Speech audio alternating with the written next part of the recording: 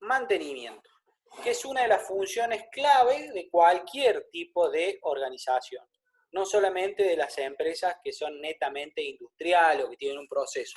Hoy también, como vamos a ver más en la clase de hoy, también se aplica mantenimiento a las personas, a las empresas de servicios. Se hace un mantenimiento desde el punto de vista de los recursos humanos.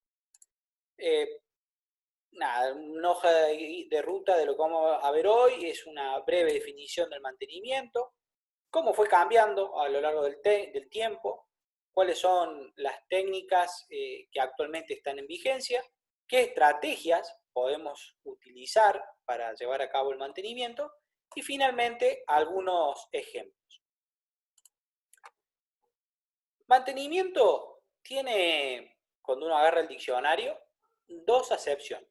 Por un lado, está la cuestión netamente industrial, si se quiere, que es la conservación de una cosa en buen estado o en una situación determinada para evitar su degradación. Es decir, que la cosa se mantenga como está a lo largo del tiempo. Pero también mantenimiento se puede aplicar a una persona, es decir, mantener a una persona es lo que hacen sus padres con muchos de ustedes, por ejemplo. Y lo que hizo mi mamá conmigo también hasta que yo me fui de mi casa. Mantener a alguien, entonces, es darle lo que necesita para vivir. Siguiendo la analogía entre la persona y la máquina, también podemos hacer un paralelismo entre los diferentes momentos de una persona y los diferentes momentos de una máquina o de un sistema. Cuando uno nace,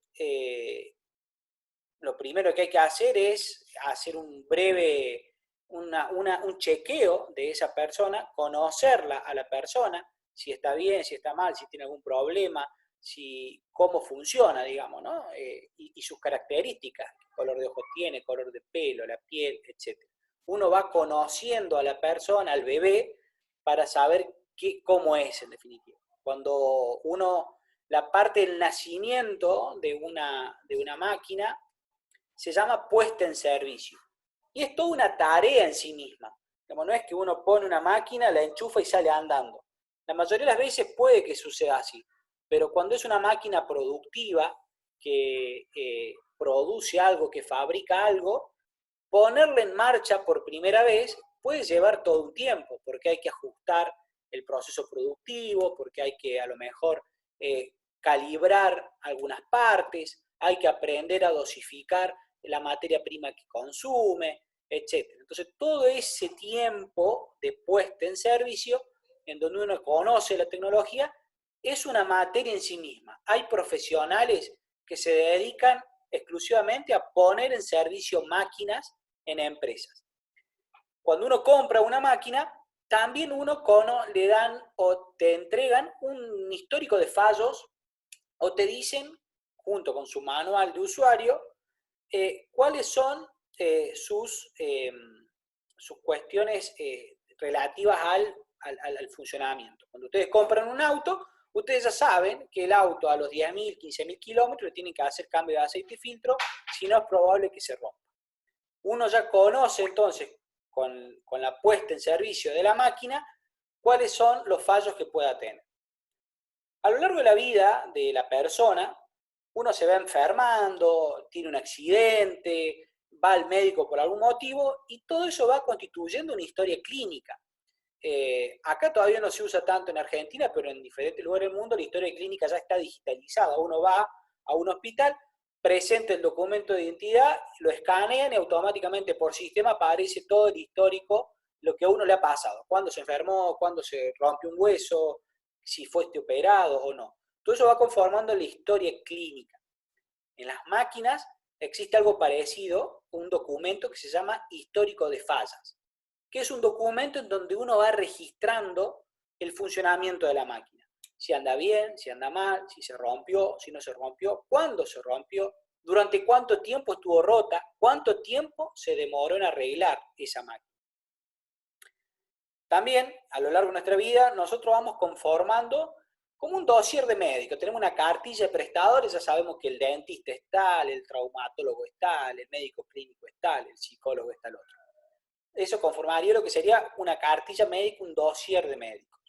Con las máquinas uno también tiene que tener un registro, por un lado de las máquinas, saber qué máquinas uno tiene, y por otro lado, quiénes son los que la pueden reparar. Ante alguna falla, uno sabe a quién acudir.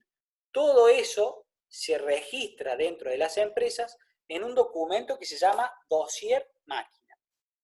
Es otro documento que existe o debería existir en una empresa industrial.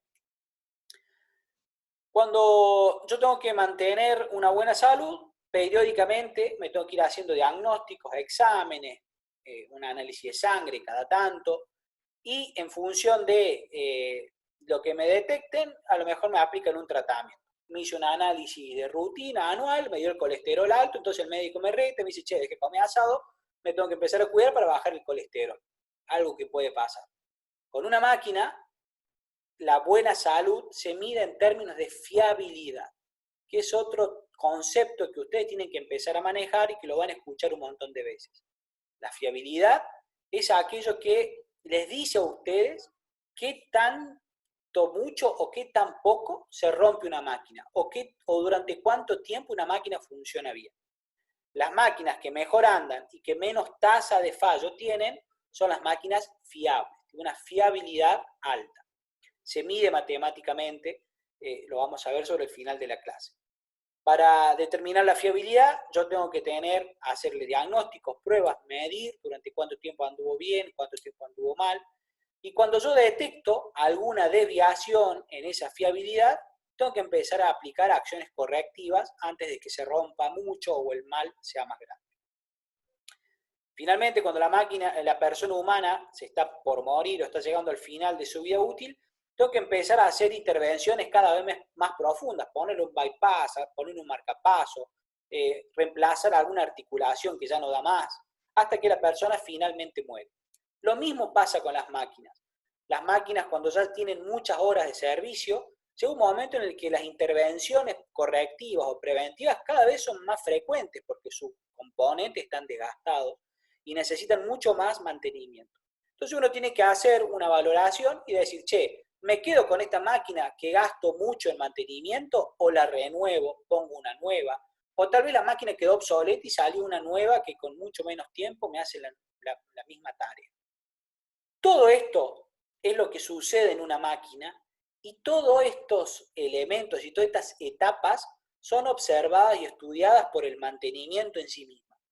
En otras universidades, en otros países, existe la carrera de ingeniería en mantenimiento o técnico en mantenimiento, carreras súper específicas que solamente se dedican al mantenimiento, porque es un área muy grande, muy importante.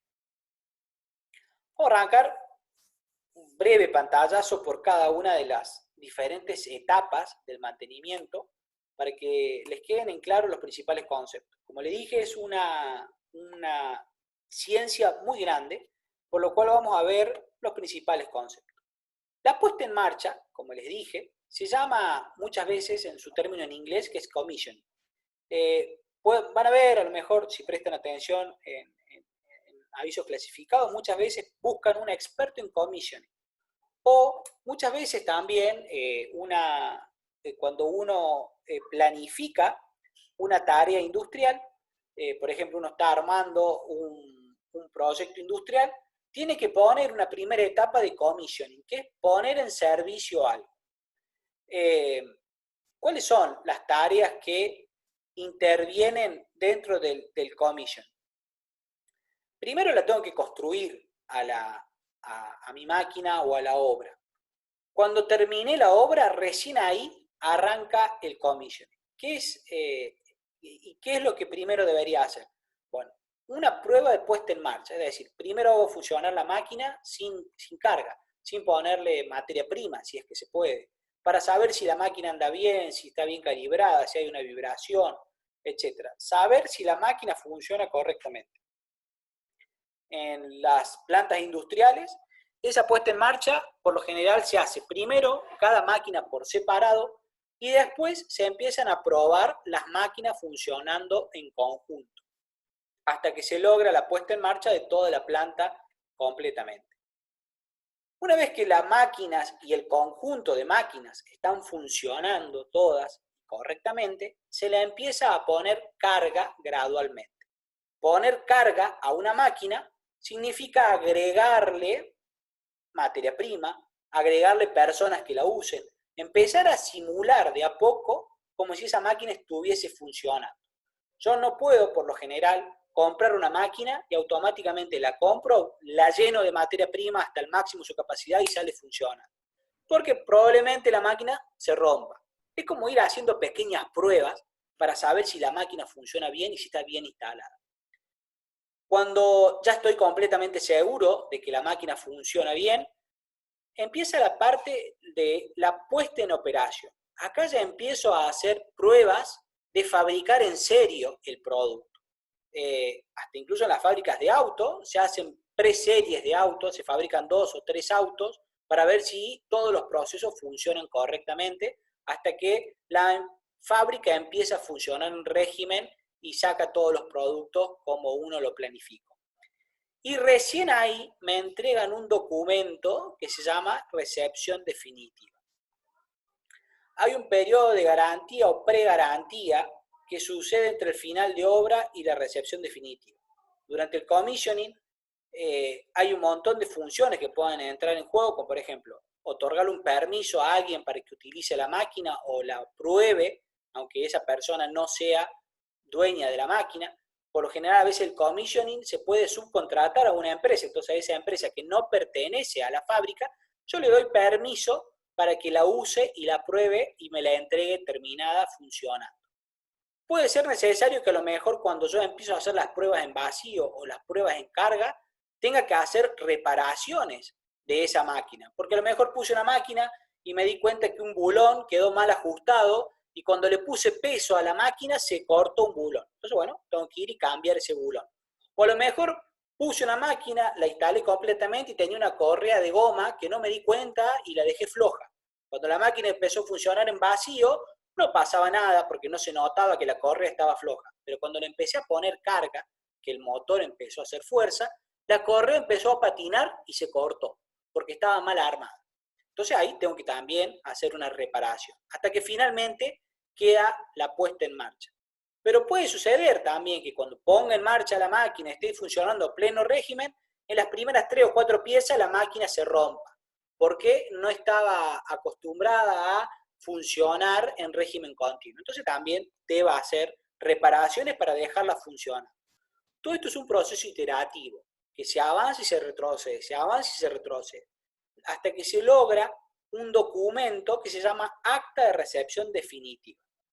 Cuando mi proveedor de máquina me da esa acta de recepción definitiva, recién ahí empieza a funcionar o a correr el plazo de garantía normal. Las máquinas grandes, las máquinas importantes, suelen tener 2 periodos de garantía diferenciados. Un periodo de garantía para el periodo de puesta en marcha y un periodo de garantía nominal o normal, que es para que cuando la máquina ya está funcionando, me cubre ante otros daños por el uso normal. ¿Cuáles son los documentos que intervienen? Que yo le había dicho, bueno, cuando la persona está funcionando o la máquina está funcionando, yo tengo para las personas un historial médico. Para las máquinas, el documento se llama histórico de fallas o histórico de incidencias. Depende, es una cuestión conceptual. En una curva de tiempo, fíjense que yo tengo acá dividido en 3. ¿Qué se les ocurre que pueda ser este primer periodo de la tabla de tiempo en donde la máquina es nuevita, pero tengo muchas fallas? ¿Por qué se puede deber que yo al principio tenga muchas fallas en una máquina? ¿Qué sería esta línea de punto? ¿Qué me divide? La fase de pruebas. Exactamente. ¿Cómo se llamaba lo que vimos recién, lo que le expliqué recién? Volvemos para atrás. La puesta en servicio y la puesta en marcha. Durante la puesta en marcha es probable que las fallas sean mucho más altas. Entonces las tengo que tener identificadas porque voy a decir, che, estas fallas no son representativas de la máquina porque las estoy poniendo en régimen. Cuando la máquina quedó en régimen, solamente debería esperar las fallas propias de la máquina. Entonces, esto que está acá en el medio serían las fallas normales y son las que realmente debería esperar y yo debería saber que, bueno, puede que suceda. Y estas fallas normales son las que voy a ir registrando en mi histórico de fallas. En tal fecha, tal hora, tal equipo, se le rompió tal cosa. Tal persona la arregló, ocupó tal herramienta. Este formulario que les pongo acá es un ejemplo del histórico de fallas. Ustedes pueden buscar en internet, hay muchos. Más o menos datos, siempre tienen que tener identificado qué máquina se rompió, cuándo se rompió, qué se le rompió y quién fue la persona que intervino, la reparó, etc. Y acá, ¿qué pasa acá al final? ¿Por qué vuelven a subir las fallas? Por el desgaste de la máquina. O sea, Ex por el tiempo de uso se empiezan a desgastar las partes. Claro, acá es cuando la máquina, yo debo empezar a evaluar si la tengo que cambiar o no, la tengo que jubilar a la máquina. La máquina muere, entonces yo tengo que empezar a evaluar, che, las fallas se me empezaron a disparar muy por encima de lo que sería normal, con lo cual es antieconómico tener esta máquina en funcionamiento, debo evaluar, cambiar. Pero si yo no llevo un histórico de fallas y no lo voy viendo en un gráfico, no voy a tener esta curva graficada y no me voy a dar cuenta en qué etapa estoy. De ahí la importancia de tener un histórico de fallas cuantificado. El dossier de máquinas, sí, ¿alguien quería decir algo? Bueno, el dossier de máquinas ¿Me escuchás? Sí. ¿Me escuchás? Porque Sí, tengo Ricardo, mal. te escucho, Ricardo. No, está bien. Analogía con el ciclo de vida del producto, la curva, si bien la otra es más una campana, esta es una U, pero invertida, digamos, ¿no? En el inicio es alto y después se mantiene analogía con la otra curva, nada más, pero un pequeño comentario. Perdón, era eso nomás. Bien. Vamos a poner ahí. Bueno. El dossier de máquinas, ¿se sigue viendo el PowerPoint? Bueno, sí. El dossier de máquinas es una ficha que les va a decir a ustedes todas las características de la máquina. Va a ser como es uno de los documentos más importantes. Ustedes cuando van a una fábrica por primera vez, deberían preguntar si tienen un dossier de máquinas. El dossier de máquinas dice, una foto puede tener, y todas las características, qué marca, modelo, qué se le rompe, qué no se le rompe, y atrás de este dossier de máquinas puede tener asociado el histórico de fallas también. El dossier de máquinas también a ustedes les sirve para saber si se les rompe una máquina, ustedes agarran un dossier y con esa misma ficha salen a comprar otra parecida o igual a la que se les rompió. De ahí la importancia de contar con el dossier de máquinas, para conocer el proceso que ustedes tienen y las máquinas que ustedes tienen. El dossier de máquinas no hay una regla que les diga qué tiene que tener, pero lo lógico sería que tenga las características técnicas básicas de la máquina y todas las cuestiones relativas a el mantenimiento de la máquina. Lo ideal es que tenga una ficha de resumen y atrás tenga un montón de información ampliatoria. Todas las intervenciones que yo hago sobre la máquina también tienen que estar anotadas acá, para que yo pueda ir llevando un registro histórico del funcionamiento de cada uno. Y cerramos la primera parte con la definición industrial de mantenimiento. La norma esta, AFNOR, es una de las normas que principalmente se usa para todo lo que tiene que ver con mantenimiento. Y lo definen así: conjunto de acciones que permiten mantener o restablecer un bien en un estado específico en la medida de asegurar un servicio determinado. Esto es igual a la definición de mantenimiento que vimos de diccionario. Es exactamente lo mismo. Conservar una cosa en buen estado. Pero la norma, a su vez, le agrega un renglón que tiene que ver con lo económico. Mantener el bien es asegurar las operaciones al costo global óptimo. Es decir, que yo no debo tener en cuenta cuánto me cuesta mantener funcionando la máquina. No puedo yo tener la máquina funcionando, concentrarme en que la máquina ande, pero gastar fortunas de dinero en su mantenimiento. Tengo que tener en cuenta entonces que el costo global óptimo de funcionamiento, que el costo global de funcionamiento sea el óptimo para garantizar la competitividad de las empresas. Esta es la definición industrial de mantenimiento. Bien, ¿cómo fue evolucionando el mantenimiento a lo largo del tiempo? Bueno, primero había un mantenimiento correctivo cuando apareció la revolución industrial y hasta antes de la revolución industrial. ¿Qué quiere decir un mantenimiento correctivo? Se rompía algo y lo arreglo, si es que se puede. Yo no me anticipaba a las roturas, sino que esperaba que algo dejara de funcionar para ahí ponerme a ver, che, qué podía hacer para arreglar. Bien. La otra, después de la revolución industrial y hasta principios de la Segunda Guerra Mundial, se empezó a desarrollar otro tipo de mantenimiento que es el preventivo. Es decir, yo no espero a que algo se me rompa, sino que antes que se rompa ya intervengo con las acciones que necesito. Por ejemplo, el auto, siguiendo el ejemplo que le había del auto, yo no voy a esperar a que el motor se funda, sino que a los 10.000 o 15.000 kilómetros, dependiendo del auto, le voy a hacer un cambio de aceite y filtro. Eso vendría a ser un mantenimiento preventivo. Al finalizar la Segunda Guerra Mundial, fueron un poco más allá. Se dieron cuenta que había cosas que se podían predecir, era como adivinar el futuro. Una máquina, si uno la conoce perfectamente, puede saber con suficiente tiempo de anticipación cómo está funcionando y qué se le va a romper y cuándo se le va a romper.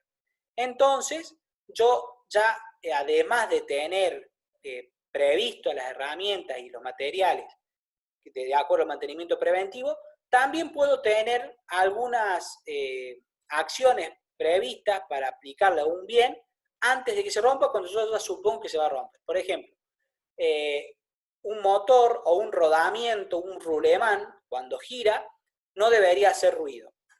Pero si el ruido en el rulemán empieza a aumentar, quiere decir que las bolitas que tiene adentro el rulemán ya se están empezando a desgastar. Hay técnicas que te dicen que en función de la cantidad de ruido que haga un rulemán, cuánto tiempo de vida útil le queda. Entonces yo puedo predecir a partir del ruido que hace el rulemán, cuánto tiempo le queda hasta que yo lo tenga que cambiar por otro nuevo. Entonces, la diferencia entre el preventivo y el predictivo es que en el preventivo yo tengo que aplicar, en el preventivo yo tengo que, no sé cuánto tiempo de vida útil le queda al auto, por ejemplo. Yo al cambio de aceite y filtro se lo hago cada 10.000 kilómetros.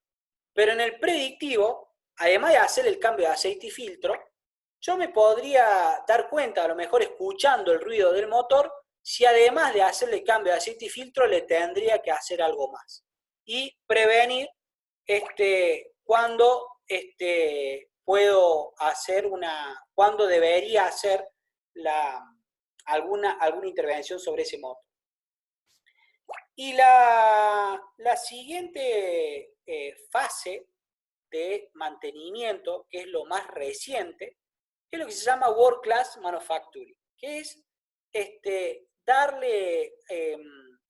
aplicarle a la empresa una visión integral de mantenimiento apoyado en un montón de información de las máquinas, información de las personas, y con eso hacer una sistematización del mantenimiento. Entonces ya el World Class Manufacturing incorpora todos los tipos de mantenimiento y lo más actual que se está haciendo ahora. ¿Qué sucede con las pymes? O sea, hasta acá todo muy bien, esto yo lo puedo ir haciendo, pero ¿qué pasa con las pymes? Las pymes son la mayoría de las empresas que existen en Argentina. El 99,5,4% son pymes. Y las pymes sobreviven como pueden. ¿Qué pasa en una pyme? Bueno, la pyme funciona como puede y cuando está funcionando, en la medida que se rompe algo, se va arreglando con los recursos que hay, con la plata que hay, de la manera que se puede. Algunas pymes se organizan un poquito mejor y aplican un preventivo. Es decir, compran aquellas cosas que saben que se le van a romper, algún filtro, un tacho de aceite, alguna correa, algún rulemán, y van aplicando preventivo también en la medida que el equipo de trabajo tenga una rutina, que puedan de alguna manera aplicar un procedimiento de trabajo. Entonces, de no tener nada, de ser algo caótico, se empiezan a organizar en un conjunto de rutinas y empiezan ya a tener mantenimiento preventivo. Cuando tienen suficiente información, de acuerdo a las rutinas que armaron, recién ahí pueden evolucionar un sistema predictivo, es decir, predecir qué va a suceder, qué se va a romper antes de que efectivamente se rompa. Esta es la evolución normal en las pymes de un sistema de mantenimiento.